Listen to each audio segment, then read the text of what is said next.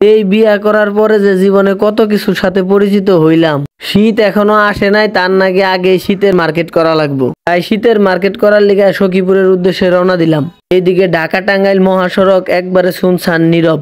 অবরোধের চরম একটা এফেক্ট পড়ছে রাস্তার মধ্যে। রাস্তায় তেমন একটা গণপরিবহন নাই বললেই চলে। ওইদিকে আবার ওই জুতাটা আমার খুব পছন্দ হয়ে গেছে। মাইয়া মানুষের মন যে স্থির থাকে না, এটা তার জ্বলন্ত প্রমাণ। কিনবার আইছে শীতের জুতা, অথচ হ্যাঁ নানান রঙের জুতা টায়াল দেওয়া শুরু করছে। কিন্তু এই জুতাটা আমার খুব পছন্দ হয়েছে। এই জুতাটার থেকে আমার চোখ সরতাছেই না।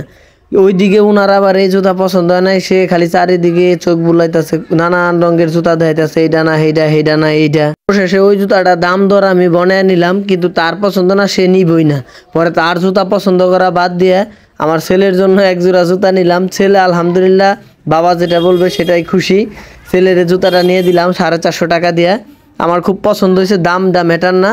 যদিও আপনাদের কাছে হয়তো কম মনে হতে পারে বা বেশি মনে হতে পারে, কিন্তু ছেলে যেহেতু চয়েস করছে, আমার কাছে পারফেক্ট মনে হয়েছে এই জুতাটা। শেষে এই দোকানে আমার পছন্দ করা তার মায়ের জন্য যে জুতাটা, সেই জুতাটা তার পছন্দ হয় নাই, সে নেয় নেই। অন্য দোকান থেকে যায় এমন একটা জুতা নিছে যেটার দামে এবং মানে কোনোটাই আমার ভালো লাগে নাই।